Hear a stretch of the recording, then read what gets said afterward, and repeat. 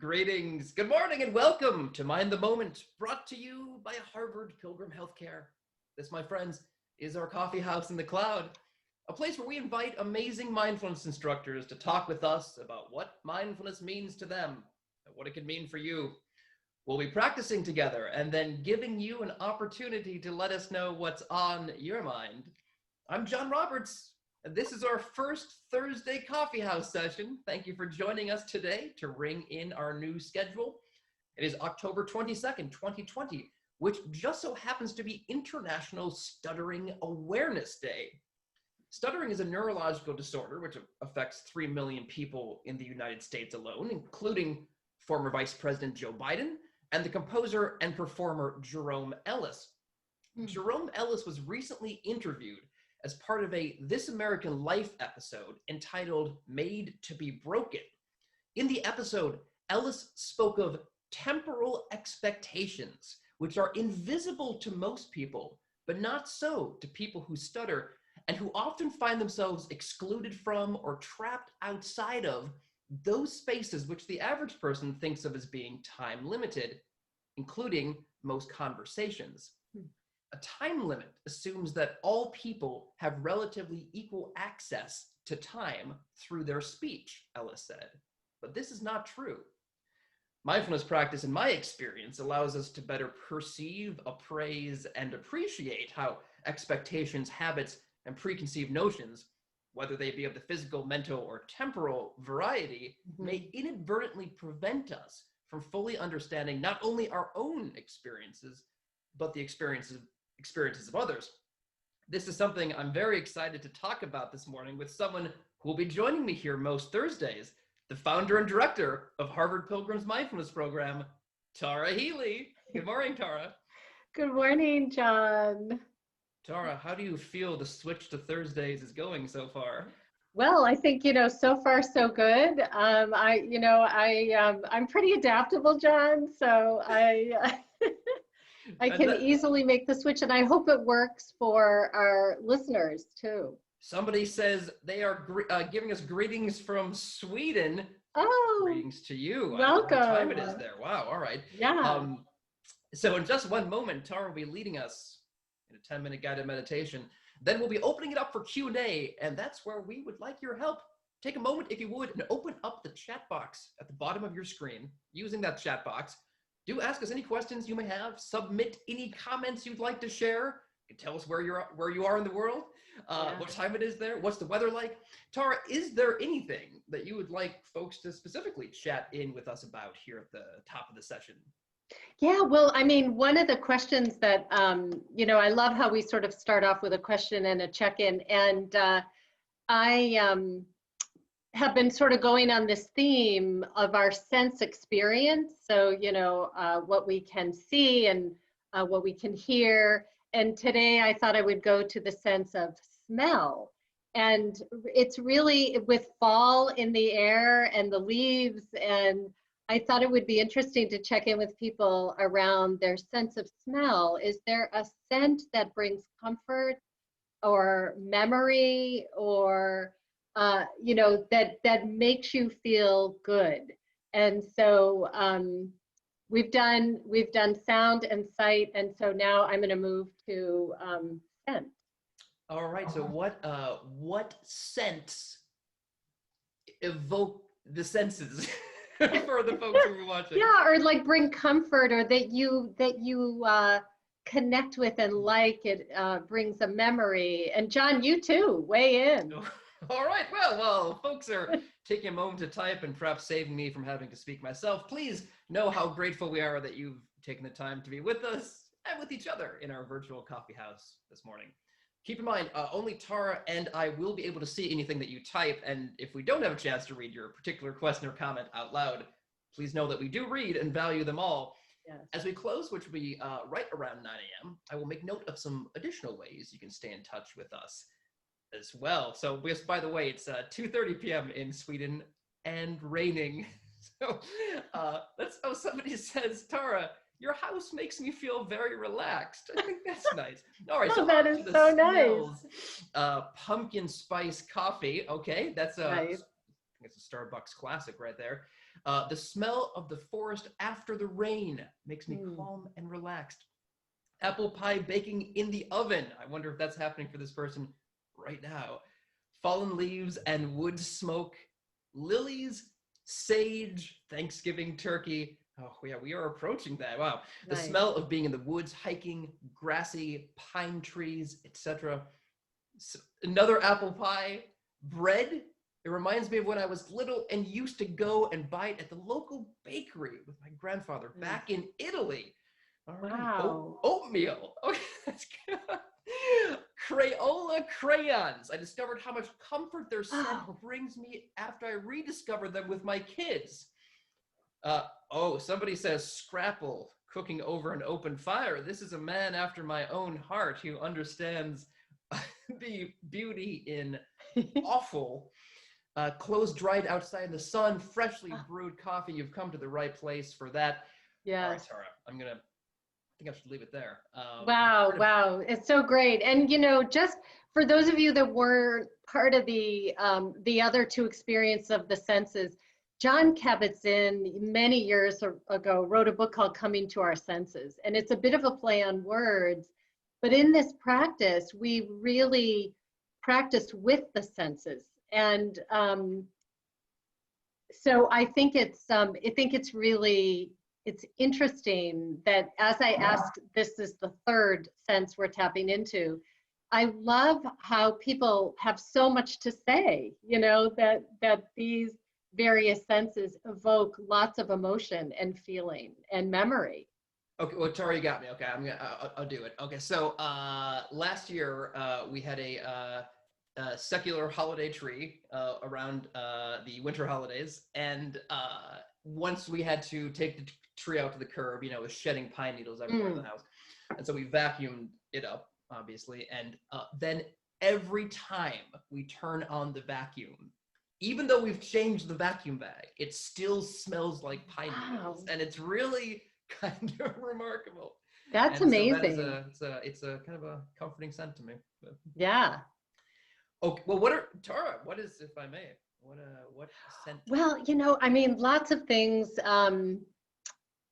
But I, lately have been taking walks in woods near my house, and so kind of the smell of the leaves and of fall,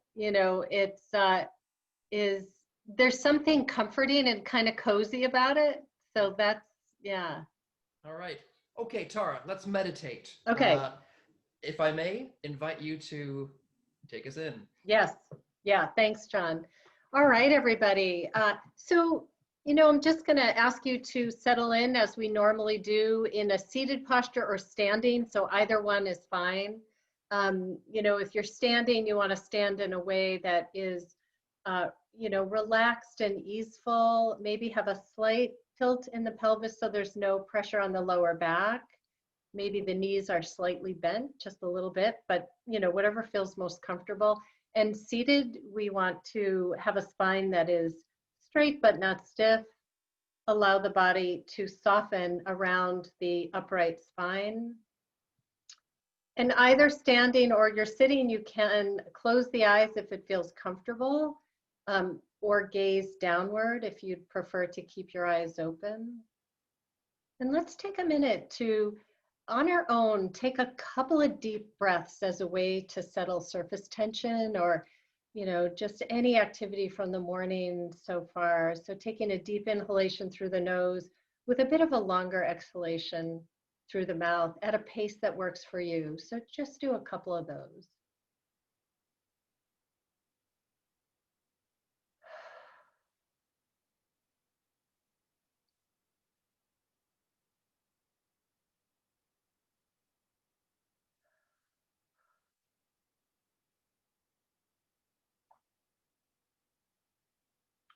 And we'll begin by letting go of all that has happened so far today and releasing anticipation of what's to come.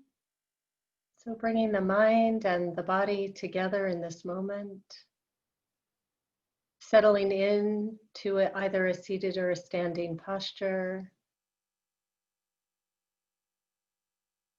And begin by noticing sound in the room or outside of the room that you're in, and just receptive hearing.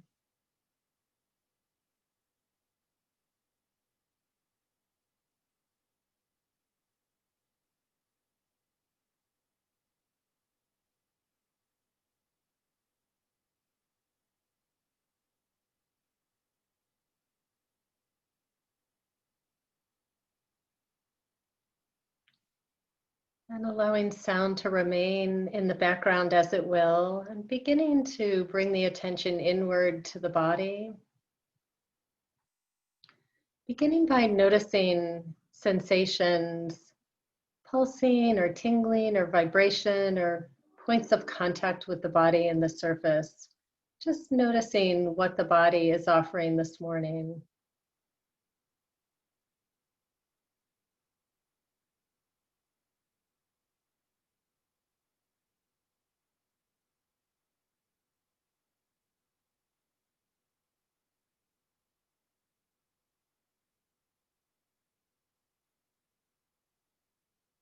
Nothing to do, but just receiving the various sensations.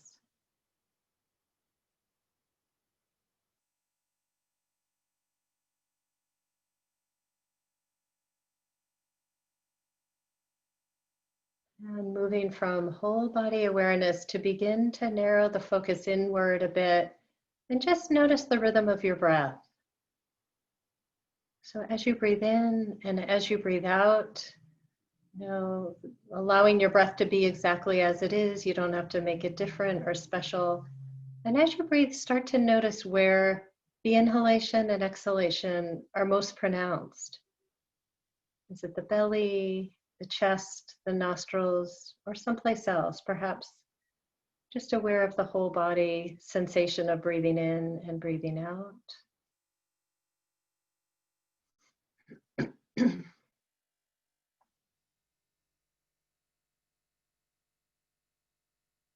And wherever that breath sensation is most pronounced, allow that to serve as an anchor for the wandering mind. So each time the mind wanders, which it naturally will, and you notice it, simply notice, maybe make a soft mental note thinking, allow the body to soften, and then return to your anchor, that part of the body where breath sensation is strongest. And just continuing that over and over again.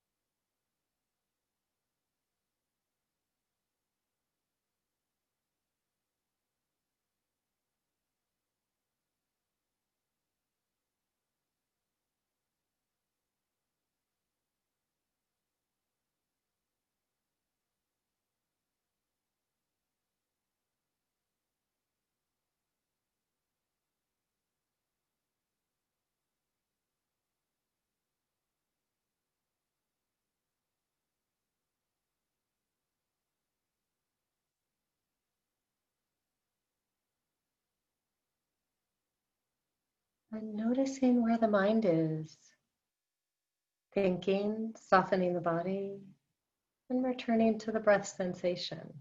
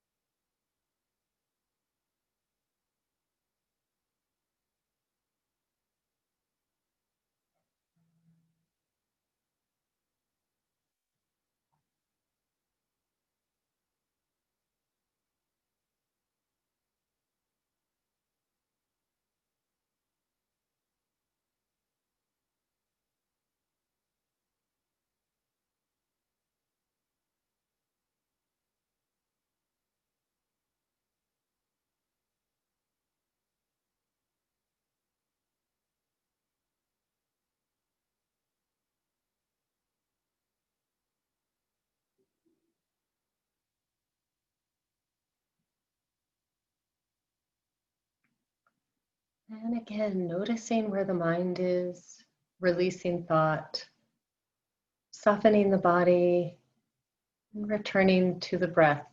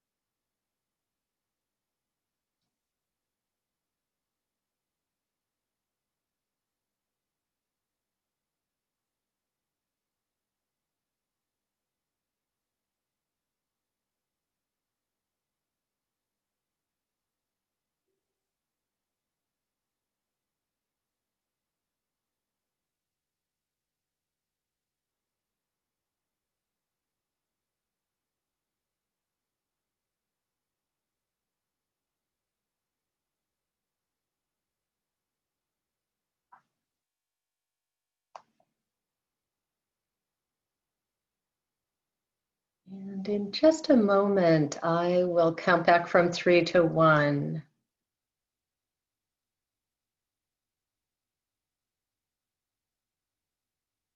As we end this practice, 3, 2, and 1.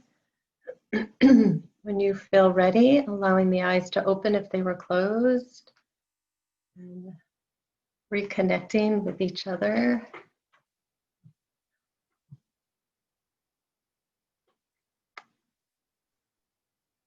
Thank you for that, Tara. Yes. Okay, so moving into the Q&A portion of what we're doing today, before I open the floor, I'd actually like to return us for a moment to Jerome Ellis, the composer and performer chronicled in the This American Life episode, which I mentioned at the top of the session.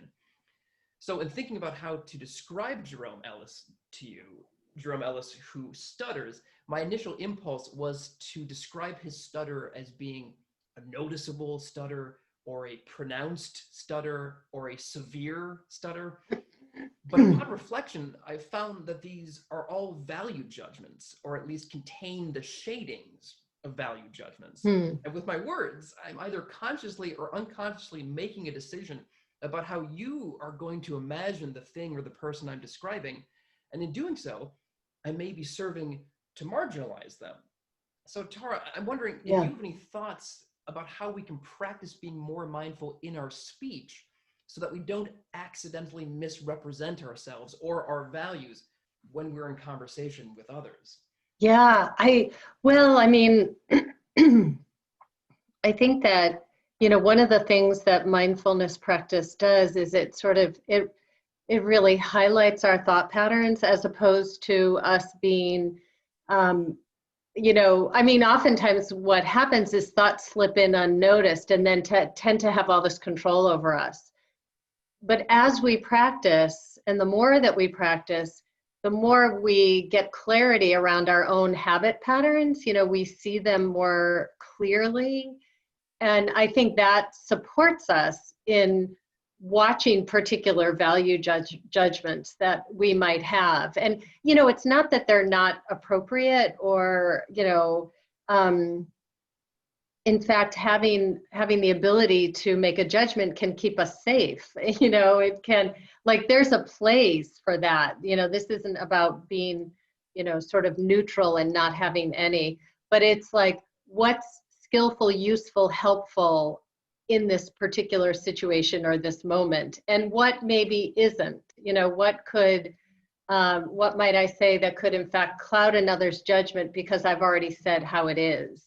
And so it's, it's just, I feel like it's this, the more we work with our minds, it offers this kind of discriminating capacity, to see, okay, yeah, this is okay, but this is a little bit more of a not useful or helpful, that kind of thing.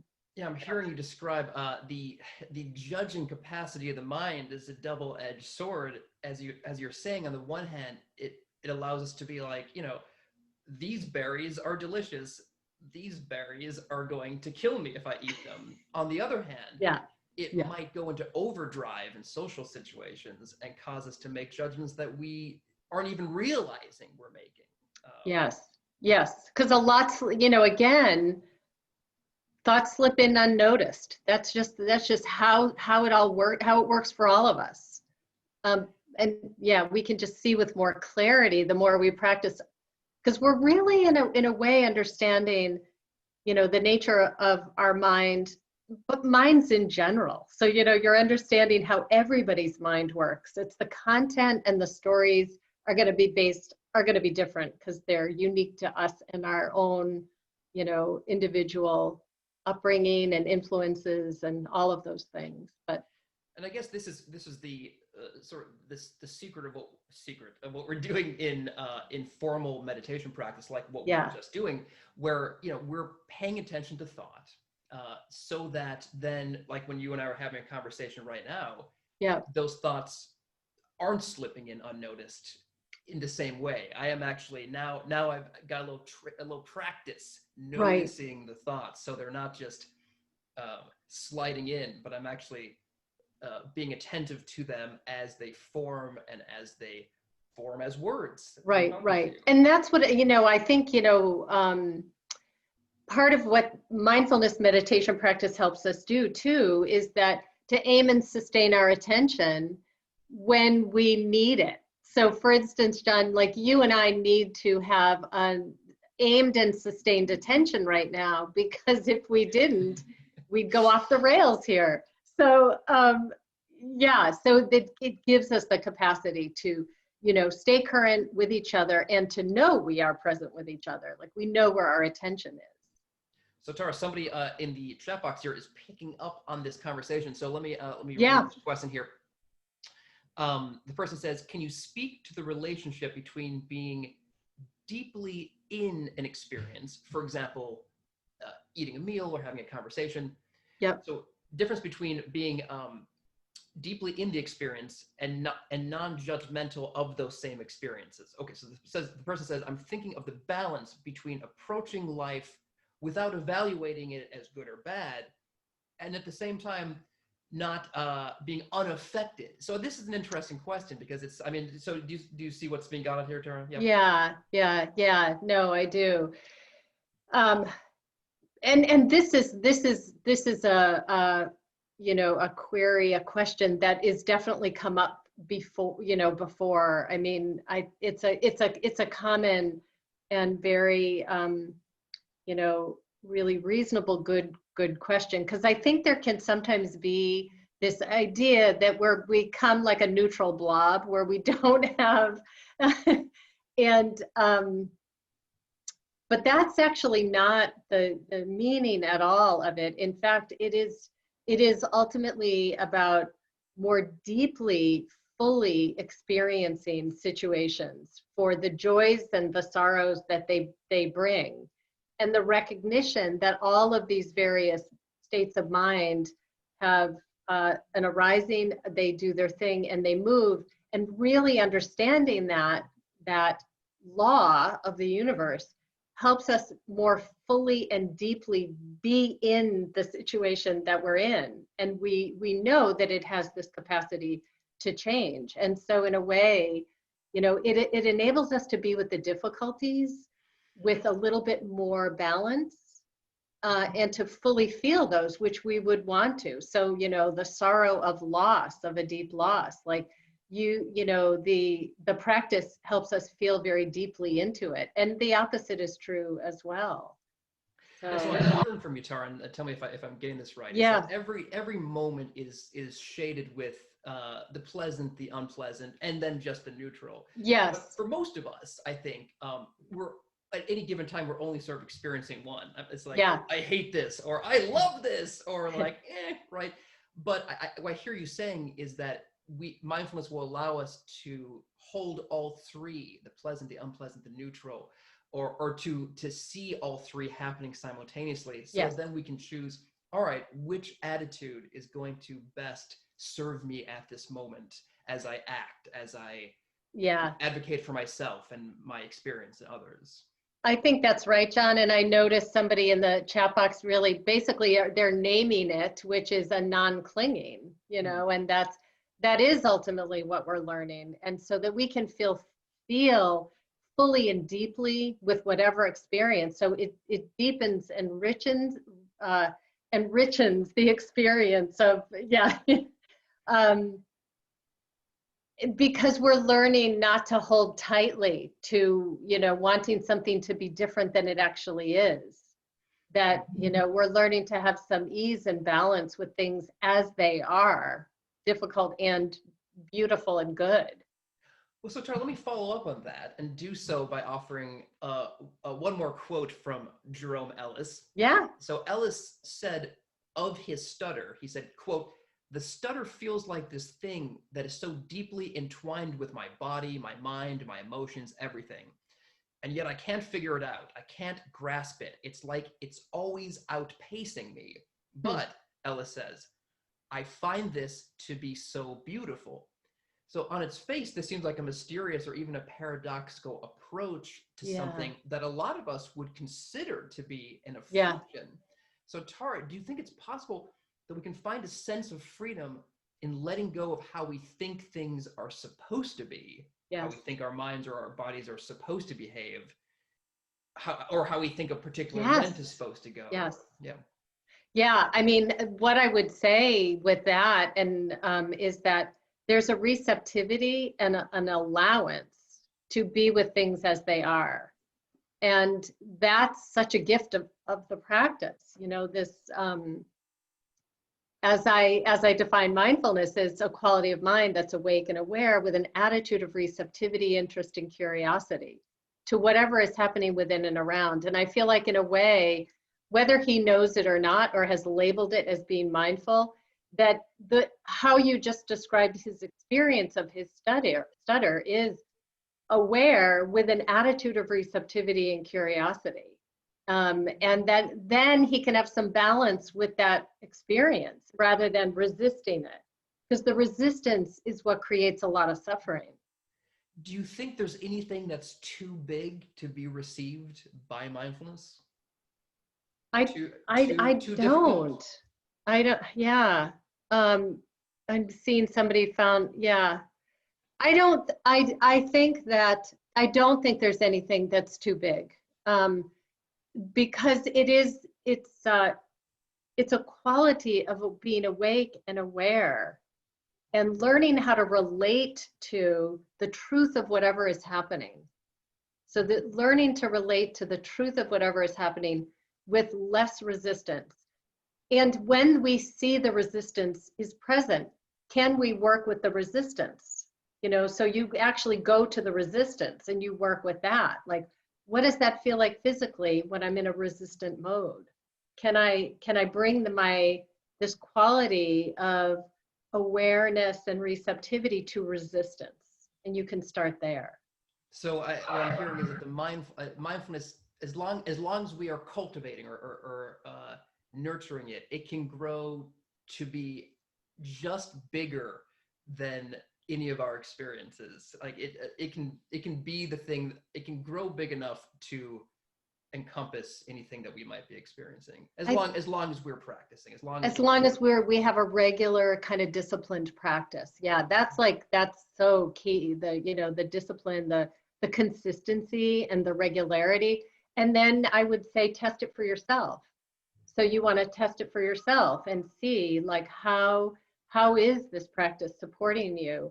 And yeah, Well, I think this is a it good is point, right? very simple but not easy. So I would Yeah. really highlight that this is a challenging practice that has numerous benefits and rewards, if we are willing to kind of put the effort in. And you need to have some trust that there's something to it, patience, so really watching expectations.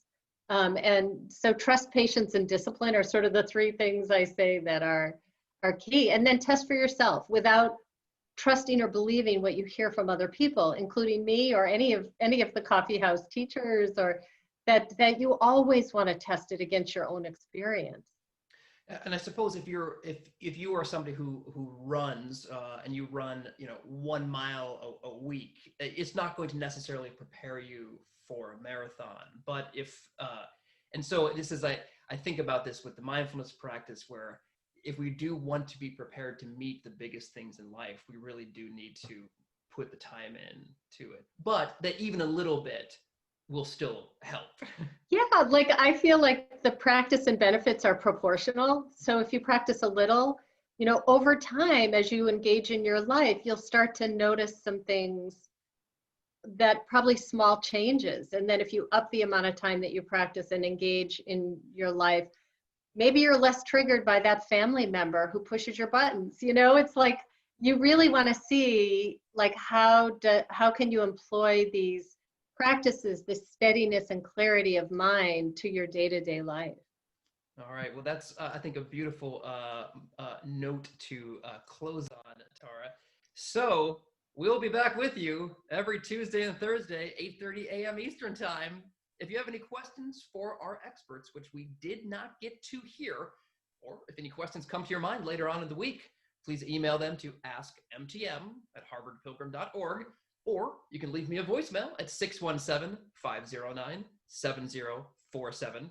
Now, if you are looking for an exceedingly convenient way to add these sessions to your iCal or Outlook calendar, look no further than harvardpilgrim.org/livingwellatHome. And while you're there, please check out the loads of free wellness resources offered by Harvard Pilgrim. Besides these mindfulness sessions, those include live virtual yoga classes, live virtual Zumba classes, and a variety of wellness webinars designed for adults and kids alike. Pain is something we all have in our lives, but how we deal with pain can make a huge difference in the quality of our lives.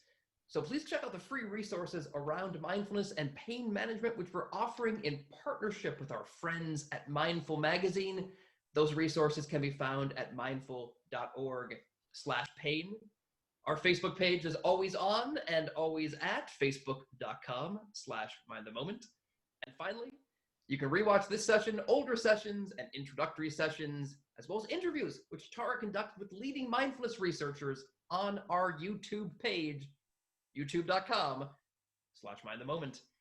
A closing word, Tara, if I may, from the scholar Kimberly Crenshaw, whom Jerome Ellis quoted in his This American Life interview. Crenshaw stated, "Treating different things the same can generate as much inequality as treating the same things differently," end quote. So as I go forth this week, personally, I'll be trying to appreciate the unique beauty and struggle entwined in each moment and in each person whom I meet in each moment. And Tara, I'd like to thank you for setting me off on the right foot in that regard with your guidance this morning. Are there any final thoughts you'd like to share with us as we close? Yeah, I just want to thank you all for joining our first Thursday coffee session. And I look forward to being with you on Thursdays moving forward. And just wish everybody well as they enter their day today. And as we come to a close of this week, just sending all good wishes. Thanks, everybody. Thank you so much, everyone, for joining us. We will see you very soon. Please do have a momentous day.